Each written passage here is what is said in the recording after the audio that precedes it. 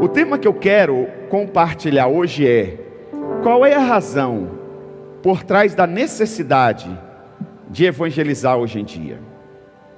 Eu tenho visto que a maioria dos seres humanos não tem conhecimento do seu verdadeiro potencial e muito menos do seu propósito de vida.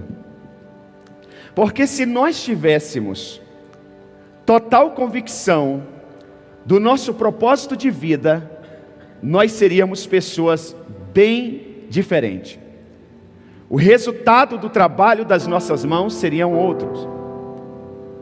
Mas como nós não sabemos o nosso propósito de vida, não sabemos do nosso real potencial, a gente vive o que eu chamo de Zeca Pagodinho. Deixa a vida me levar, vida leva eu. A gente vai no rumo de outras pessoas. Poucas pessoas têm um projeto de vida. Poucas pessoas sabem onde elas querem chegar daqui a 5, 10, 15, 20, 30 anos. Poucas pessoas têm agenda para o dia de amanhã. Ela não sabe o que fazer. Então ela acorda, vai trabalhar. Se alguém no meio do caminho fizer uma proposta diferente, ela segue às vezes.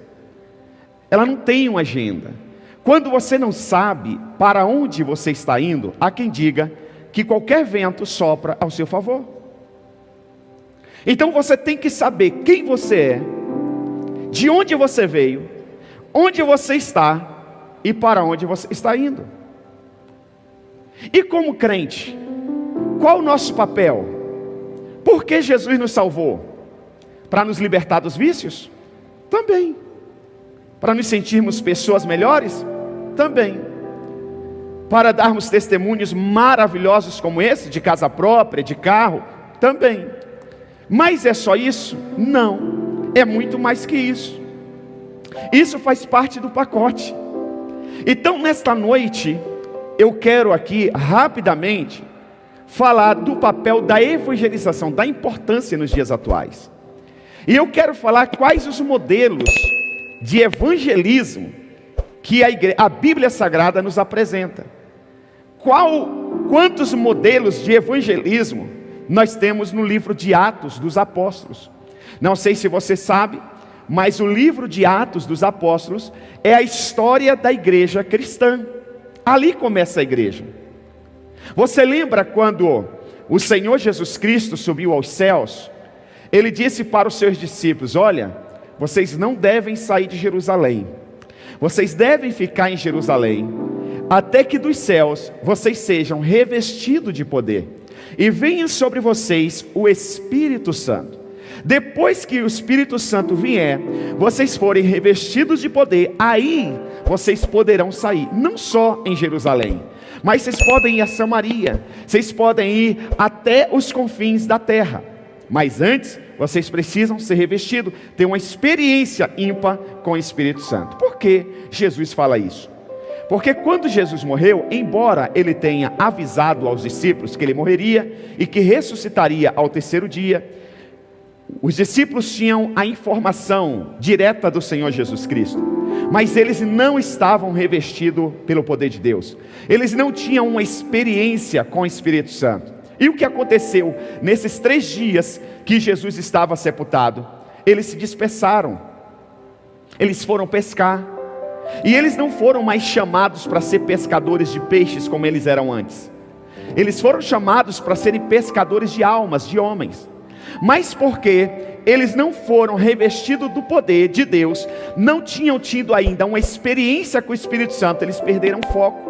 Sabe por que muitas pessoas perdem o foco hoje em dia? Sabe por que muitas pessoas não sabem quem são e não sabem o que querem nem por onde estão indo? Porque muitas delas ainda não tiveram uma experiência com o Espírito Santo. Sabe por que muitas pessoas desanimam facilmente, param, retrocedem por qualquer coisa? Porque elas ainda não tiveram uma experiência com o Espírito Santo. Quando você tem uma experiência com o Espírito Santo, você vira um leão, você vira uma leoa, você vira um homem imbatível, uma mulher imbatível. Nada te para, você se torna incansável, você vê possibilidade em tudo, você não vê barreiras, você vê possibilidade, você vê matéria-prima para o milagre. Então eu quero levar a igreja esta noite a esse conhecimento, e nós estamos trabalhando para você ter essa experiência com o Espírito Santo. A conferência profética foi um momento para nós termos essa experiência. As nossas vigílias são esse momento para você ter essa experiência. A nossa sala de oração é um ambiente para você ter essa experiência. Nosso plano de leitura bíblico anual é para você ter essa experiência com Deus. Senão você vai viver a vida toda ouvindo homens, mas nunca ouvirá a voz de Deus. A voz do homem te traz conhecimento, a voz de Deus te traz experiência. Vou repetir: a voz do homem te traz conhecimento, a voz de Deus te traz experiência. Então, todos que estão aqui, um dia foram evangelizados. Ninguém aqui dormiu e no outro dia acordou crente. Todos aqui tiveram a experiência de um amigo, de uma amiga, de um parente, de um pai, de uma mãe, de um irmão, falar de Jesus de alguma maneira para você. Então eu quero rapidamente que você ouça esse testemunho. Acende as luzes da igreja, por gentileza. Deixa aqui eu perguntar: como que você, Gabi, chegou aqui na igreja Vida Triunfante? Boa noite. Primeiramente eu cheguei na tenda, né? Sim. Sou desde a tenda. Eu estava passando pela igreja. A minha tia tinha feito um propósito numa outra igreja. E quando eu passei pela igreja... Preste atenção. A tia dela tinha feito um propósito em outra igreja. Alguém fez um propósito? Sim. E ela fez um propósito para a família dela. Uau. Mas acabou que a gente foi visitar. E a gente passando pela igreja, a gente chegou aí, mas no outro dia ela não estava mais aqui, ela tinha voltado para São Paulo. E eu passei na frente da nossa igreja, no caso da tenda, e gostei do louvor e falei assim: vou entrar aqui. E aí nunca mais fui embora. Uau! E aí? Nunca mais fui embora. E nunca, só vai para os céus agora. Em nome de Jesus. Ou se foi enviada para alguma matriz, Amém, Vida Triunfante. amém. Amém. Perceba que a tia dela fez um propósito. Alguém orou. Alguém intercedeu. E a igreja estava lá para receber. Que coisa linda. Ellen, conta pra gente a sua experiência com Deus. Como que foi? Eu sou a resposta de oração. Uau! Como que era a Ellen antes de Jesus? Nossa, nem queira conhecer. Fale por testemunho, por gentileza, se possível. A última vez que eu estava no mundo, eu tive o encontro com Jesus na balada. Uhum. A minha mãe estava no encontro com Deus, orando por mim. Uau! A minha mãe estava no encontro com Deus, orando por mim. Sim, e aí lá eu tive uma experiência. Fui embora, fiquei muito mal, e ela me pediu para vir buscar ela no domingo. E eu vim. Aqui na igreja? Aqui na igreja. Aí eu vim e nunca mais saí. Olha aí. Porque no dia que eu vim buscar ela, nossa, foi... Teve encontro com o Senhor Jesus. E hoje, também. como que é a sua vida? Nossa, totalmente transformada. Aleluia. Sou outra pessoa. Aplauda o Senhor Jesus Cristo. Aleluia. Vou pegar o Kleber. Então, a esposa primeiro.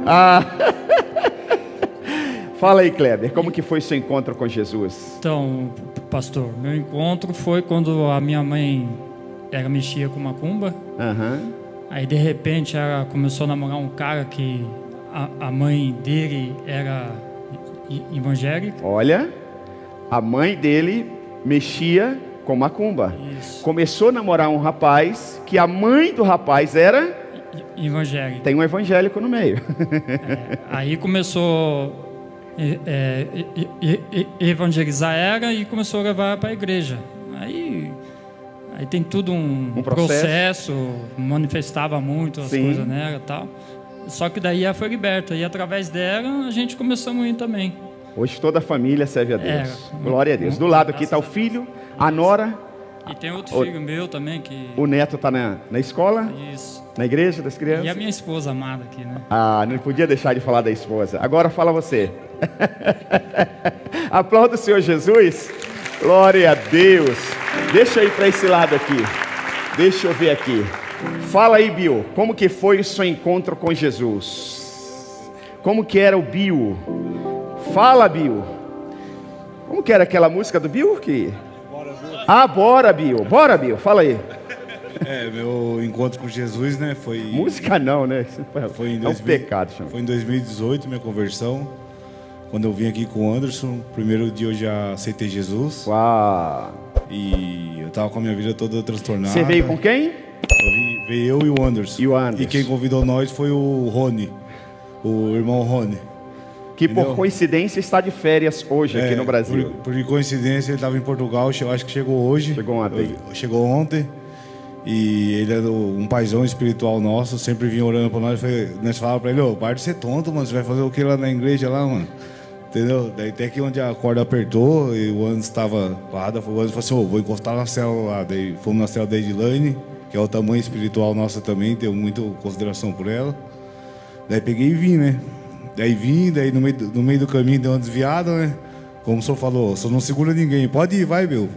Só que hoje nós estamos aqui para a honra e glória do Senhor, salvo, eu e minha família servindo ao Senhor, tenho minha empresa, tenho minha casa, mas um dia fomos plantados uma semente, né? Amém. Foi pelo Rony, né? Aleluia. Como eu sempre diz, né? Encontrei minha esposa aqui na igreja, minha esposa da época da tenda ainda. Encontrei minha esposa aqui na igreja, daí a gente pegamos, casamos. Hoje tem minha família, tem meu filho, tem minha filha que está na escolinha. E só tenho a agradecer o pastor, tenho a agradecer o Rony, agradecer todo mundo aqui. Hoje eu vivo feliz. Antigamente eu pensava que eu era feliz, mas eu não era. Mas hoje eu vivo. Uau, que testemunho, glória a Deus. Parabéns. Aleluia. Só tô vendo o neguinho assim, ó. Fica tranquilo, Daiane, não vou pegar você hoje. Mas eu pego o Tom. Fala aí, Tom, como que foi seu encontro com Jesus? Olha o Rony aqui. Cadê o Anderson? Está lá o Anderson, está vindo, ó. O Anderson hoje é líder de célula, coordenador, um dos coordenadores, ele é esposa do diaconato. E quem ganhou para Jesus foi esse camarada aqui. Fala aí, Rony, como foi seu encontro com Jesus? Então, pastor, meu encontro, eu lembro que foi na época de 2014, eu tinha uma vida totalmente perdida. E eu queria mudar, queria mudança. Foi quando foi no primeiro dia de ano, daí eu fiz uma oração, mesmo drogado, do jeito que eu estava, fiz uma oração falando com Deus que eu queria mudar, que eu não queria mais aquela vida. Daí foi quando em janeiro mesmo eu comecei a trabalhar numa casa e da Meire, não sei se você lembra, a mãe da Júlia, daí convidaram eu para ir para uma célula. Quem? Da Meire, mãe de sim. Daí lá ela evangelizando, falando de Jesus para mim, Na casa dela tinha uma célula. E foi a oportunidade que eu precisava. Até que eu fui a primeira vez, apaixonei por célula e estou até Glória até a Deus. E tem um monte de testemunho para contar. Parabéns, aplauda o Senhor Jesus pela vida do Rony. Glória a Deus, aleluia. Agora preste atenção. A igreja cristã evangélica, ela começou assim, evangelizando. De duas formas. Quantas formas? Duas maneiras. Quais as maneiras que nós aprendemos na Bíblia Sagrada, que nós vamos ver agora, que a igreja evangélica, a igreja cristã do Senhor e Salvador Jesus Cristo nasceu? De dois métodos de evangelismo. O primeiro método foi evangelismo em massa. As grandes cruzadas. Atos capítulo de número 8, versículo de número 5 a 8, diz assim: E descendo Filipe à cidade de Samaria, lhe pregava a Cristo, e as multidões, e o quê? E as multidões unanimemente prestavam atenção ao que Filipe dizia, porque ouviam e viam sinais que ele fazia, e havia grande alegria. Olha aqui, um homem só, chamado Filipe, cheio do Espírito Santo, ele trouxe grande alegria para aquela cidade. Sabe por quê? Sem Jesus é falsa alegria, mas com Jesus, como disse o Bill, é a verdadeira alegria. Então esse método, multidões, muita gente, cruzadas na rua, como nós vamos fazer no dia 1º de maio, várias igrejas da cidade reunidas, e no final vamos ter uma grande concentração e uma mega evangelização. Esse é um dos modelos, essa é uma das formas de evangelismo. Mas essa é cara, essa requer uma estrutura enorme, essa não dá para nós fazermos todo santo dia. Mas existe uma outra maneira de evangelizar. que é o corpo a corpo, é o individual, é vida na vida.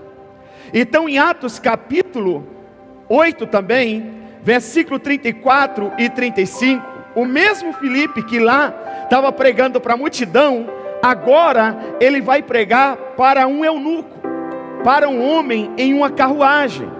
Diz assim: e respondendo o eunuco a Filipe disse: rogo-te, de quem diz isto o profeta? De si mesmo ou de algum outro? Então Filipe, abrindo a sua boca e começando nessa escritura, lhe anunciou Jesus. Preste atenção, Filipe, discípulo do Senhor Jesus Cristo, ele prega para grandes multidões e ele prega para um homem. Sabe a resposta que eu dei para o garoto que me perguntou ontem? Pastor, como que o senhor descobriu o seu chamado? E ele disse: porque pessoas já profetizaram na minha vida que eu vou pregar para multidões. Mas como começa isso? Eu disse: começa pelo pouco. A Bíblia diz: seja fiel no pouco, que no muito te colocarei. Você me vê hoje diante dessa igreja, mas um dia eu ia de porta em porta e vou até hoje. Ia de porta em porta nas favelas da Zona Leste, pregava para pessoas individualmente, ganhava individualmente, e conforme eu fui sendo fiel no pouco, Deus foi acrescentando muito. Então preste muito bem atenção, nós muitas vezes queremos ser habilitados para falar para multidões, mas Deus não vai te confiar o muito se você não for fiel ao pouco. E esse pouco às vezes está dentro da sua casa, esse pouco às vezes está do lado da sua casa, esse pouco às vezes está lá no setor de trabalho, está lá na fila do banco, está lá no posto de saúde, quando você vai ao médico, quando você vai visitar a pessoa que está à frente, a pessoa que está atrás. Você deve falar de Jesus para essa pessoa. Quando Jesus vê que você está falando para cada pessoa individualmente, Ele vai acrescentando. Um dia é uma célula, e a célula vai multiplicando, e daqui a pouco vira um setor, e daqui a pouco se transforma numa igreja naquele bairro, e por aí vai. E foi assim que a igreja evangélica do Senhor Jesus Cristo chegou até os nossos dias atuais. Então nós precisamos entender isso. Atos dos Apóstolos, capítulo de número 20, versículos 20 ao 21, o apóstolo Paulo diz: como nada que útil seja, deixei de vos anunciar e ensinar publicamente evangelismo em massa, e pelas casas, evangelismo pessoal, as células, testificando tanto aos judeus como aos gregos a conversão a Deus e a fé em nosso Senhor Jesus Cristo. Paulo diz: eu pregava em massa para grandes multidões, mas eu pregava individualmente nas casas, nas células, o evangelho do Senhor Jesus Cristo, a salvação do Senhor Jesus Cristo. Um século depois do dia de Pentecoste, a discussão teológica tomou lugar do ganhar almas na igreja. Então hoje os crentes, infelizmente isso está mudando, graças a Deus, eles pararam, perderam o foco e começaram a se concentrar em discussões teológicas. Eu vou para o seminário, o cara fica 4, 5 anos dentro do seminário, ele não prega, ele começa a ter um monte de teses, ele começa a ouvir um monte de pessoas e deixa de ouvir a Deus. Você sabe que hoje eu tenho líderes de células aqui, como o Rony já foi e vai voltar a ser lá na Europa, em nome de Jesus, que ganham mais almas do que muitos teólogos. Sabe por quê? O evangelho, minha gente, é vida na vida. O que é o evangelho? Testemunhar. O que o Rony fez na vida do Anderson? Testemunhou e disse: vem comigo. Depois o que o Anderson fez na vida do Bill, na vida do Lucas? Testemunhou. E hoje estão aí. Ninguém chegou do nada a Cristo. Sempre tem uma pessoa falando de Jesus para alguém. Vocês viram aqui o testemunho. Agora a minha pergunta é: nós vamos falar para quem? Deixa eu explicar melhor para você o que é o reino de Deus. Por que estamos aqui? Lembra que eu disse no início, na introdução, que poucas pessoas sabem do seu propósito de vida? Poucas pessoas têm conhecimento do seu potencial. Deixa eu explicar para você entender. Vai ser uma mensagem rápida, fique em paz, tranquilo. Um dia, o Senhor Deus estava Pai, Filho e Espírito Santo, lá nos céus. Tudo maravilha, coisa mais linda, o céu, coisa mais linda. Gostaria até que você pedisse a Deus para ter uma experiência, uma revelação do que é os céus. Eu já tive. E quando o calo aperta, eu volto àquela imagem, eu disse, eu não quero perder isso. Eu quero chegar lá. Mas preste atenção. Eu imagino o Pai olhando para esse planeta. A Bíblia diz em Gênesis capítulo de número 1, que a terra era sem forma e vazia. E o Espírito do Senhor pairava sobre as águas. Não tinha forma, era vazia. Eu imagino Deus, preste atenção, acompanhe meu raciocínio por gentileza. Eu imagino Deus lá do céu dizendo, meu filho, vamos expandir o nosso reino. Vamos expandir os céus para esse planeta de água, sem forma. Na verdade é um verdadeiro caos. E eu imagino o filho dizendo, legal pai, como que vai ser? Vamos descer, vamos colocar ordem lá embaixo. E eles desceram. E Deus criou, separou terra e água, criou dia e noite, criou a natureza, criou os pássaros, criou os animais, fez um mundo maravilhoso, o paraíso, um lugar mais belo de se viver. E agora eu imagino um olhando para o outro e dizendo, e aí pai, o ambiente está pronto, o paraíso está pronto, quem vai cuidar disso aqui? Quem vai dar continuidade a esse projeto aqui embaixo? O pai diz, façamos o homem a nossa imagem e a nossa semelhança. E Deus criou o homem. O homem não precisava de nada. Não tinha dengue, não tinha covid, não tinha resfriado, não tinha AIDS, não tinha ódio, não tinha ira, não tinha vícios. Tudo era perfeito. E o Senhor Deus disse para o homem, você vai crescer, você vai multiplicar, você vai dominar e você vai cultivar. É diferente de trabalho cultivar. Cultivar é manter, trabalhar é criar, é fazer. É diferente. O homem não transpirava para cultivar, porque cultivar você poda uma árvore, o fruto nasce na época certa. Você não precisa ter medo de nada, se vai chover, se não vai. O clima era perfeito. Não tinha doença, não precisava de remédio, não tinha química. Tudo tranquilo. Então eu disse, então você vai cuidar. A mulher dava luz sem dor. Tudo tranquilo, tudo em paz. Maravilhoso. Adão foi se achando, cara. Deus todo dia vinha estar com Adão. Mas Adão foi se achando. E um belo dia, ele se achou tanto que ele não estava mais presente na vida da sua esposa. E Deus tinha dado uma ordem para Adão. Deus disse, Adão, você está vendo o jardim? Tudo isso aqui nós criamos. Tudo isso aqui é seu. Só quero te dar uma ressalva. Preste atenção. De todas as árvores do jardim você pode comer. De todas as árvores do jardim você pode tirar uma selfie. Você pode admirar. Você pode tocar, só tem um detalhe, tem uma árvore, vem aqui, tem uma árvore. Essa também você pode admirar.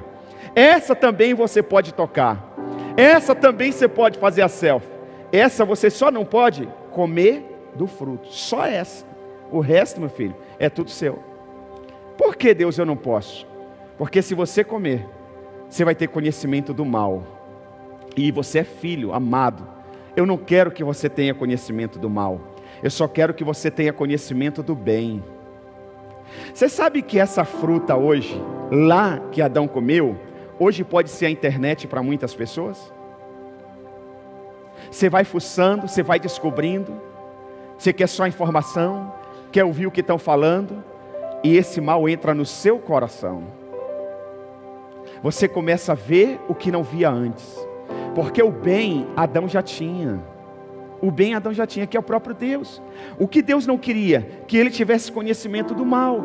E se ele tivesse conhecimento do mal, Deus disse, você vai morrer. Deus disse o quê? Você vai morrer. E Deus não volta atrás na sua palavra. A Bíblia diz que Deus não é homem para que minta, nem filho do homem para que se arrependa. Deus não volta atrás. Deus não abre mão dos seus princípios.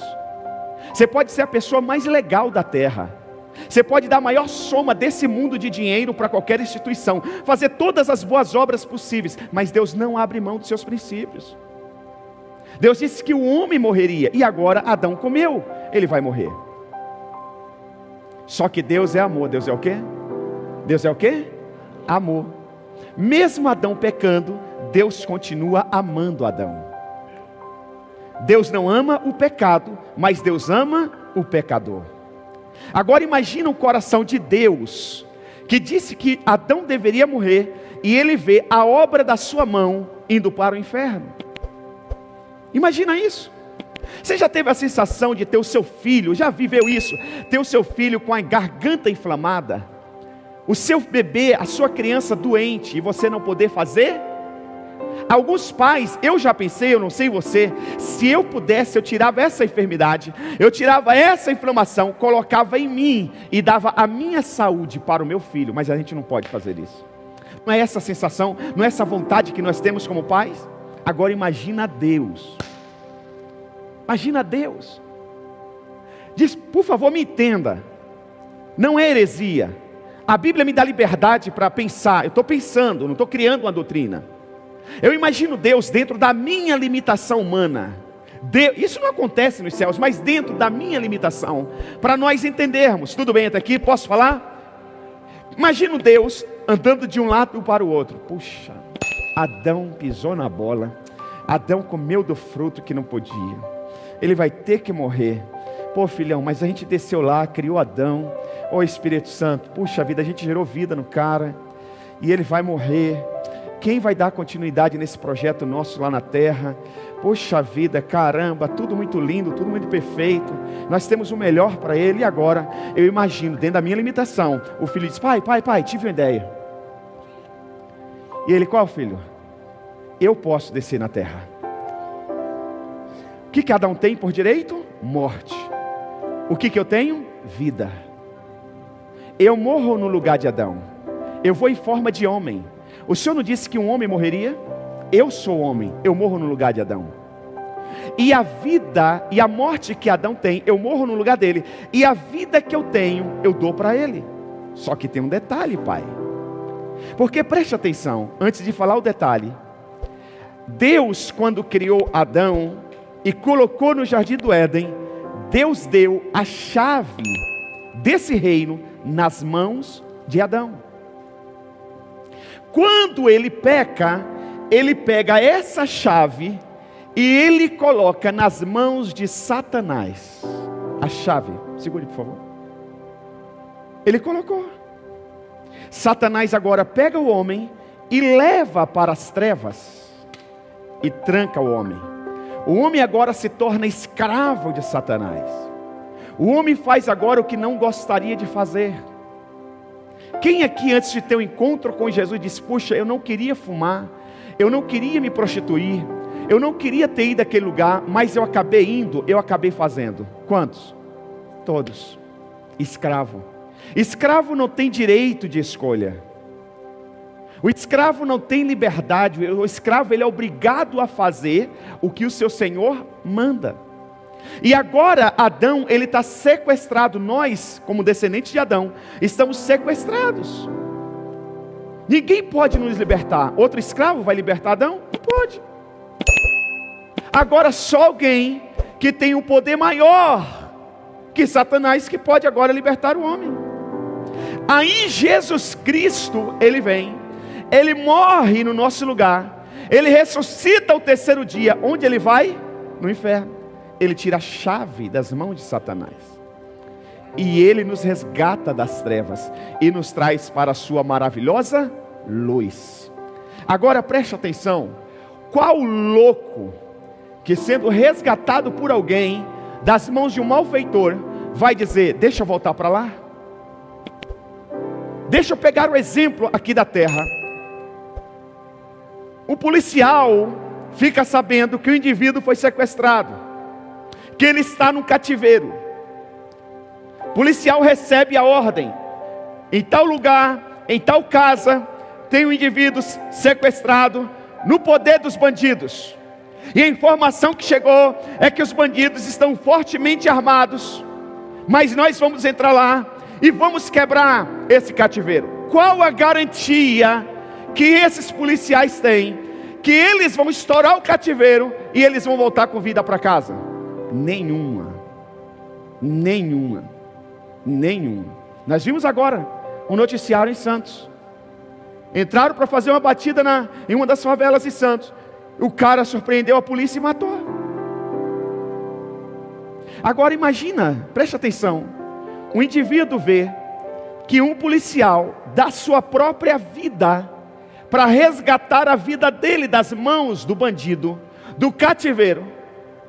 E o policial vai lá, troca tiro com o bandido e resgata a vítima. Agora você já imaginou a vítima, depois de estar nas mãos dos policiais, protegido, são e salvo? Você já imaginou ele olhar para os policiais e dizer: deixa eu voltar, deixa eu ficar lá? Faz sentido isso, sim ou não? Não. Você acha que pode acontecer isso? Sim ou não? Não. Nem o indivíduo em sã consciência vai fazer isso. Mas no mundo espiritual, muitos de nós já fizemos. Jesus veio, deu a sua própria vida por nós. E muitos já deixaram Jesus, ou já deixaram Jesus e continuam dentro da igreja. Isso que é o pior. Abandonaram Jesus e continuam sentados nos auditórios das igrejas. Continuam cantando, continuam ouvindo a palavra, mas estão no poder de Satanás. Eles não fazem mais o que nasceram para fazer. Eles fazem agora a vontade de Satanás. Eles falam o que Satanás quer. Mas deixa eu voltar para a mensagem. Jesus Cristo nos resgatou. E agora o homem está livre. Jesus Cristo sobe aos céus. Por que ele sobe aos céus? Porque agora voltou. A chave da terra voltou para as nossas mãos. Olha o que a Bíblia diz, preste atenção. Os céus são do Senhor. De quem é os céus? Os céus são do? Mas a terra Ele deu aos filhos do homem. Os céus pertencem a Deus, mas a terra pertence a nós.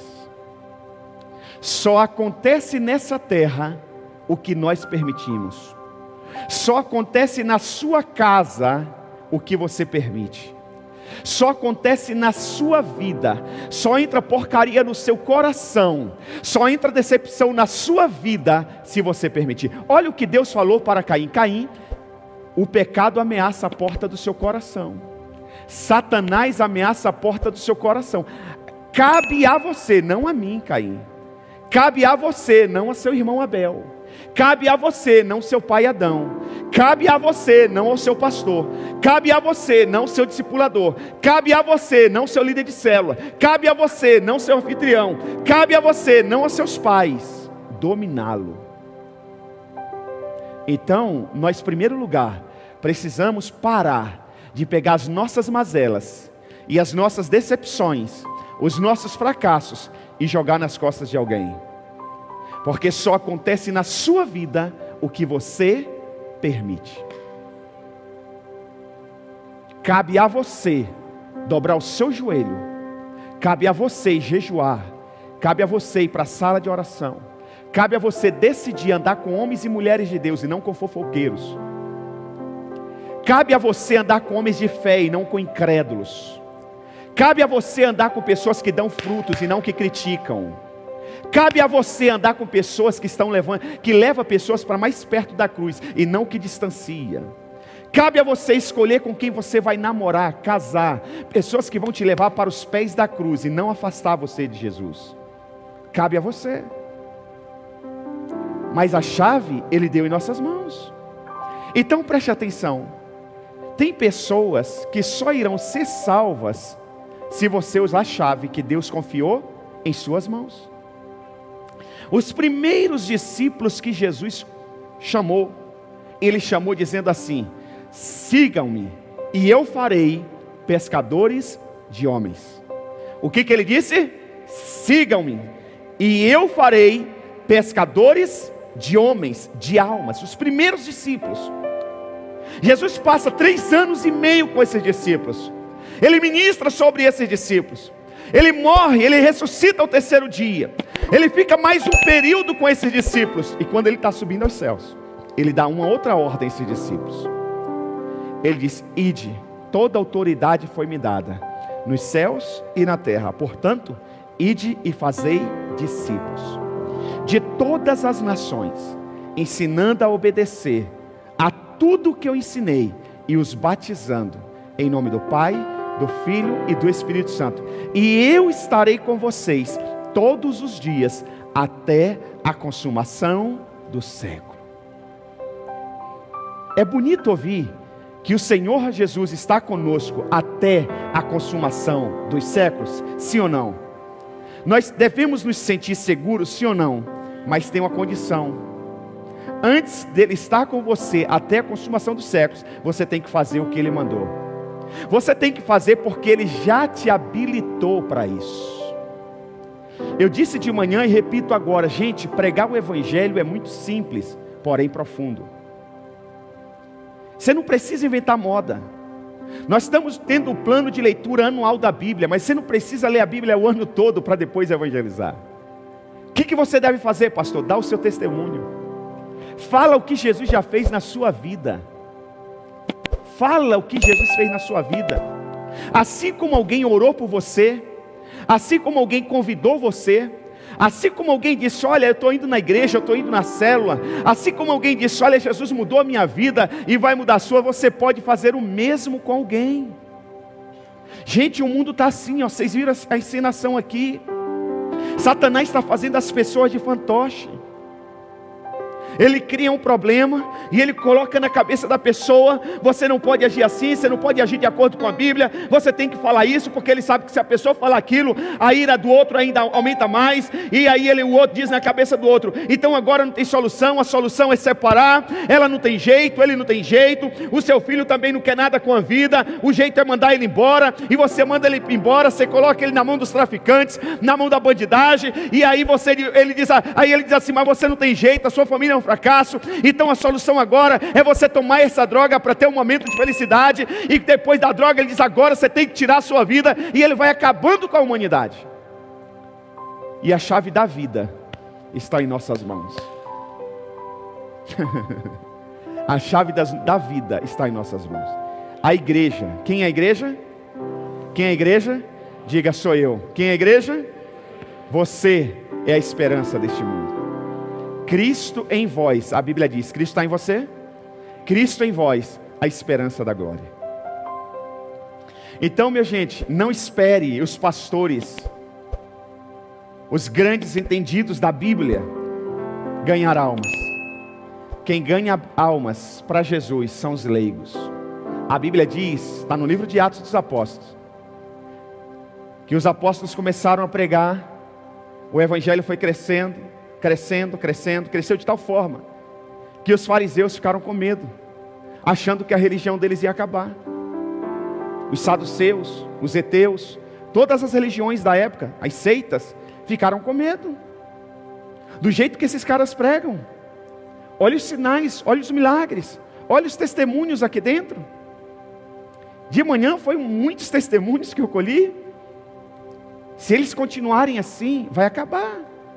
Então eles começaram a perseguir os cristãos. Olha o que a Bíblia diz, está no livro de Atos dos Apóstolos. Os cristãos se dispersaram. Quem morava em Bragança teve que ir para Pedra Bela, para Atibaia, para Socorro, para Amparo, São Paulo, para Extrema. Tiveram cada um para um lado, perderam seus empregos, ficaram longe da sua família, só que eles não perderam a fé. A Bíblia diz que onde eles chegavam, eles iam pregando o evangelho. E onde eles iam pregando, mais pessoas iam se convertendo. Foi assim que o evangelho chegou até os nossos dias de hoje. E é assim que o evangelho vai chegar na sua casa. É assim que o Evangelho vai chegar no seu local de trabalho. É assim que o Evangelho vai chegar no posto de saúde. É assim que o Evangelho vai chegar nos hospitais. É assim que o Evangelho vai chegar nos parques de diversões. É assim que o Evangelho vai chegar nos ginásios. É assim que o Evangelho vai chegar nos estádios, nos campos de futebol. É assim, é você pregando, é nós pregando. Consegue entender, igreja? Então existe uma importância enorme de nós evangelizarmos. Se você crê que existe céus e inferno, você tem que evangelizar. Porque você não pode querer ir para os céus e aquele seu amigo que você diz que ama tanto ir para o inferno. Você não pode estar na igreja dizendo que vai para os céus e o seu pai, a sua mãe, o seu tio, o seu irmão, a sua avó indo para o inferno. Não faz nexo, não tem sentido uma coisa dessa. A Bíblia diz que nós fomos chamados, povo santo, escolhido de Deus, chamados para anunciar o Evangelho de Cristo, as boas novas. Deus não nos chamou simplesmente para nós nos libertarmos do vício. Deus nos chamou simplesmente para os nossos pais não terem mais dor de cabeça com a gente. Porque, deixa eu abrir um parênteses aqui, sabe o que eu tenho visto? Por falta dessa revelação, eu vejo muitas mães, muitas esposas, muitos maridos, eles oram para Jesus salvar o seu cônjuge, para salvar o seu filho, mas é para eles não terem mais dor de cabeça, é para eles não ficarem mais preocupados. Onde o filho está em altas horas? Será que ele está na balada? Será que ele vai morrer de overdose? Não é para que o filho seja salvo e venha expandir o reino de Deus, que o filho se comprometa na igreja. Você sabe que tem pais crentes que acham que o filho fica muito na igreja? Você acha que sabia que tem mulheres crentes que orou incansavelmente para Deus salvar o marido, e hoje ela acha que o marido está demais na igreja, muito na programação da igreja? Deixa eu te falar uma coisa, sabe o que a Bíblia diz? Não adianta limpar a casa. Se a casa estiver vazia, meu amigo, o ladrão volta. Só que ele não volta sozinho, ele volta com 7 piores do que ele. Então nós precisamos estar focados. Jesus está voltando. Quem quer que Jesus volte logo? Diz glória a Deus. Sabe como você pode apressar a vinda de Jesus? Pregando o Evangelho. A Bíblia diz que Jesus só vai voltar para buscar a sua noiva quando o Evangelho estiver anunciado no mundo inteiro. E não é anunciado dando cartãozinho, é anunciado falando o que Jesus já fez na sua vida. A Bíblia diz que onde nós colocarmos a planta do nosso pé, onde nós tocarmos, abençoado será. Irmãos, nós não podemos nos calar. Nós somos chamados para continuar expandindo e restabelecendo o reino de Deus aqui na terra. Eu vi um testemunho da Rê Camargo hoje, lindo, lindo, lindo, lindo. Ela disse: pastor, uma mulher que morava próximo de casa foi no meu salão, alguma coisa assim, eu comecei a falar de Jesus. Ela passou aí na célula, mas de repente ela perdeu a guarda do filho por maus tratos. E aí ela ficou desesperada, parou de ir na igreja, parou de ir na célula, sumiu. E um dia eu a encontrei, e eu disse: por que você parou de ir na célula? Por que você sumiu? Ela disse: não funciona, perdi a guarda do meu filho. E aí reministrou sobre a vida dela. Passou um tempo, ela voltou e disse: a coisa ficou mais pior ainda, meu filho já foi adotado por outra família. Garoto de 6 anos. Mas a Rê começou a ministrar sobre a vida dela. Palavra de fé. Palavra de fé. Ministrar o que Deus já fez na vida dela. E ela recentemente apareceu no salão da Rê. E ela disse: eu vim te contar, Deus é maravilhoso. Ele é lindo. Sorriso de orelha a orelha. Ela disse: você não tem ideia o que me aconteceu. Ela disse: o quê? A família que adotou meu filho devolveu o meu filho para mim. Aleluia. Aleluia.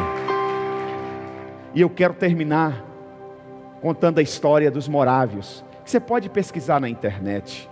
Os moravianos. Um povo, se eu não me engano, do século 3 ou 4, coisa bem antiga, antes de John Wesley, não, talvez século 14 ou 15. Os morávios, eles começaram uma reunião de oração. E na mente deles era uma vigília de algumas horas. De repente aquela vigília virou 2 dias, 3 dias, 4 dias, durou 100 anos. Você imagina o que é uma igreja orando por 100 anos sem parar, 24 horas por dia. Irmão, nasceu outras gerações no meio da oração. Nasceu outras gerações no meio desse mover. Chegaram os jovens nesse mover. Um dia os jovens daquela igreja, daquele povo, daquele movimento, ficaram sabendo que existia uma ilha na época, que só poderiam entrar naquela ilha como escravo. Ninguém saía daquela ilha, mas os estrangeiros só podiam entrar naquela ilha se fossem como escravo. 2 jovens cheios do Espírito Santo, movidos de compaixão por almas, falaram para os seus pais e para a igreja: nós queremos nos vender como escravo para pregar o Evangelho para aquela ilha. Eles também são filhos amados de Deus. A família diz: que loucura! Se vocês se venderem como escravo, vocês nunca mais voltarão de lá, vocês nunca mais sairão, vocês nunca mais retornarão. Eles falaram: não importa. Chegou o grande dia deles embarcarem no navio e irem para a ilha como escravos. Já foram vendidos como escravos. A igreja chorando, a família chorando, ao mesmo tempo de alegria, mas com uma certa tristeza, porque sabia que nunca mais iriam ver aqueles jovens. E quando eles estavam entrando no navio, eles viraram para a família e para a igreja e disseram: nós estamos indo fazer valer a pena o sacrifício do nosso mestre na cruz do Calvário.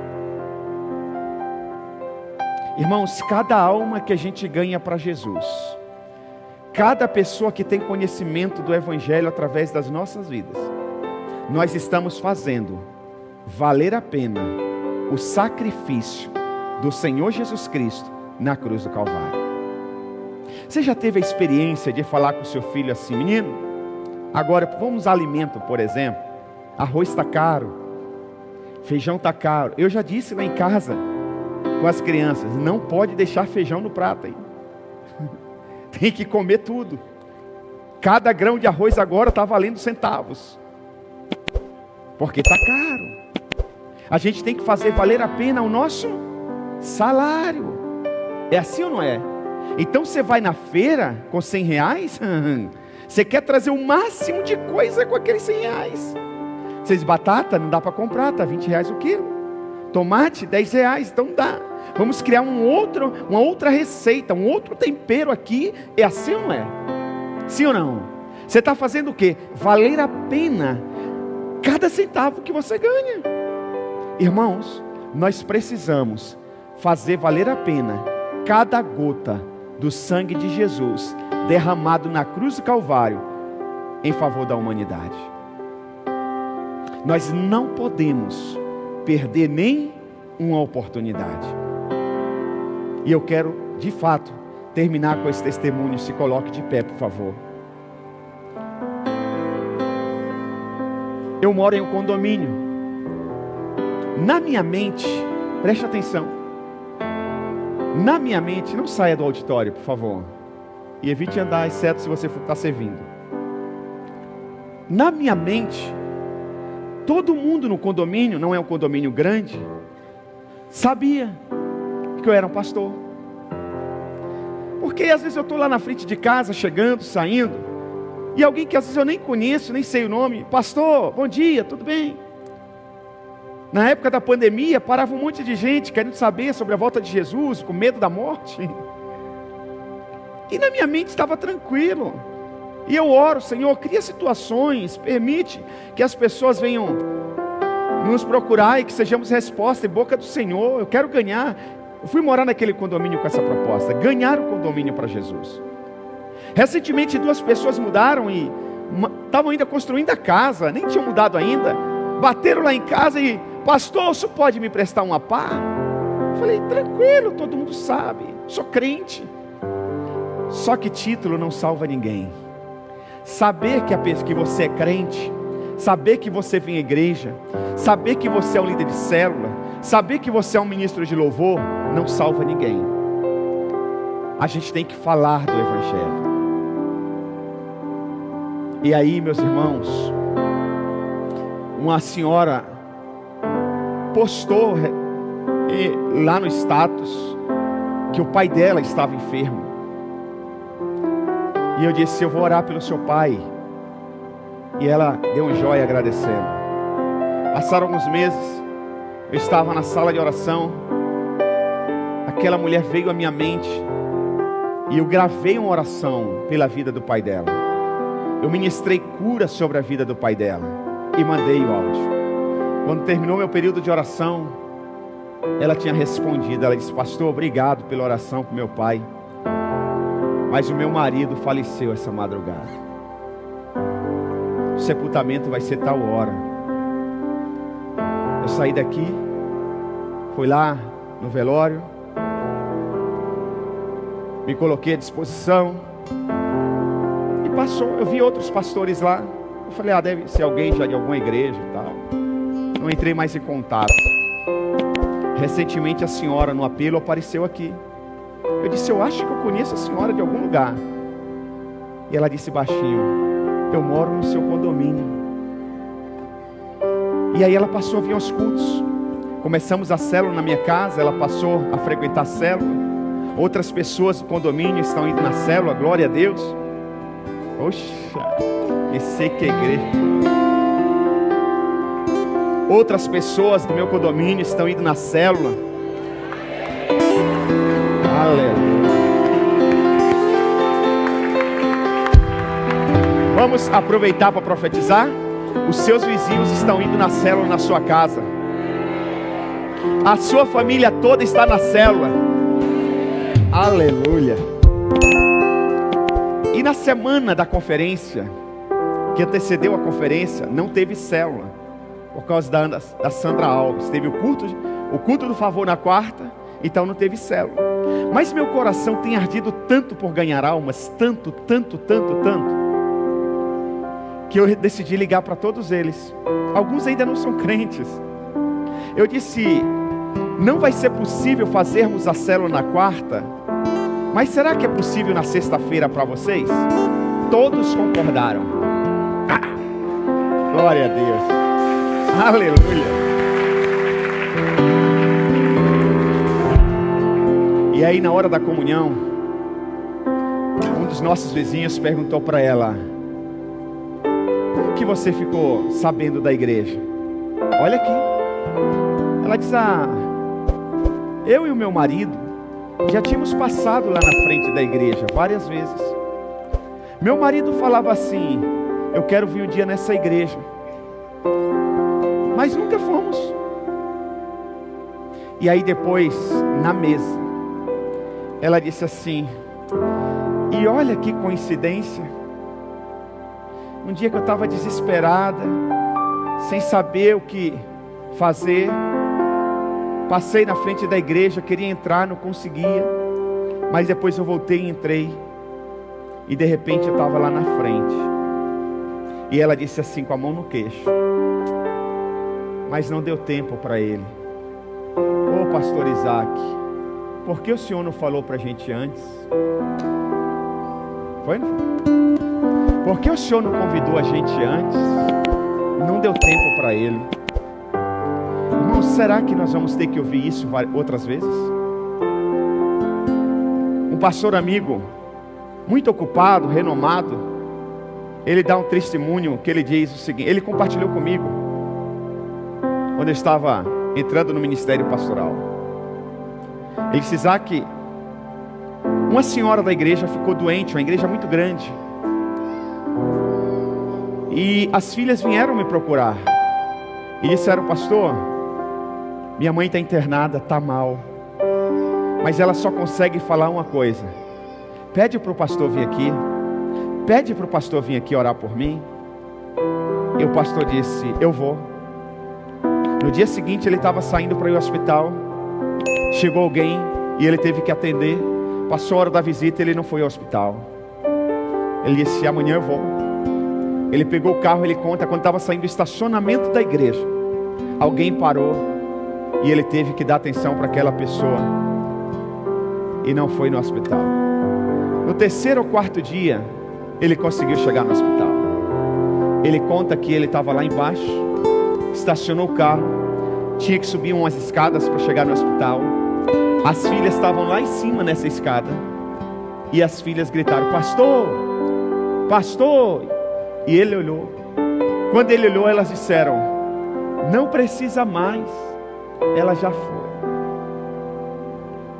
ela já morreu. Ele continuou subindo, entrando no hospital, pediu perdão, explicou, e tinha acabado de falecer. Ele, como pastor, entrou no hospital, ainda estava no quarto corpo. O médico que estava atendendo a senhora disse assim: qual o seu nome? Ele falou: pastor tal. O médico disse: ah, pastor, ela só estava esperando o senhor. De tanta insistência dela, desculpa, mas eu acredito, se o senhor chegasse a tempo, talvez ela não teria morrido. Talvez ela não teria morrido. Essa mulher só falava do Senhor. Acredito que ela tinha uma fé que se o Senhor orasse, ela ia ser curada. Irmãos, até quando nós vamos ter que ouvir isso? Até quando? Quando a gente ouve isso, dá tempo a gente reagir. E quando a gente não ouve, e só vai saber na eternidade. E quando a gente não ouve, e só vai saber na eternidade. Lembra de Lázaro e o homem rico na Bíblia? Leia, busca essa história, essa passagem na Bíblia. Lázaro e o homem rico. Lázaro era um mendigo. Não o Lázaro que ressuscitou, outro Lázaro. A Bíblia diz que os dois morreram. Lázaro não porque era mendigo, mas porque era temente a Deus, subiu para os céus. O rico foi para o inferno. E a Bíblia diz que o rico ficava pedindo para Lázaro voltar na terra e falar para sua família, entregar a vida para Jesus, para não ir para o lugar que ele estava. Só que o texto bíblico diz que o Senhor disse: não pode. Os mortos não podem voltar. O homem pode morrer uma só vez e depois virá o juízo. Acabou. Então, irmãos, depois que a gente sobe, não adianta saber: meu pai não está aqui, minha mãe não está aqui, meus amigos não estão aqui. A gente tem que fazer agora, enquanto dá tempo. Feche seus olhos.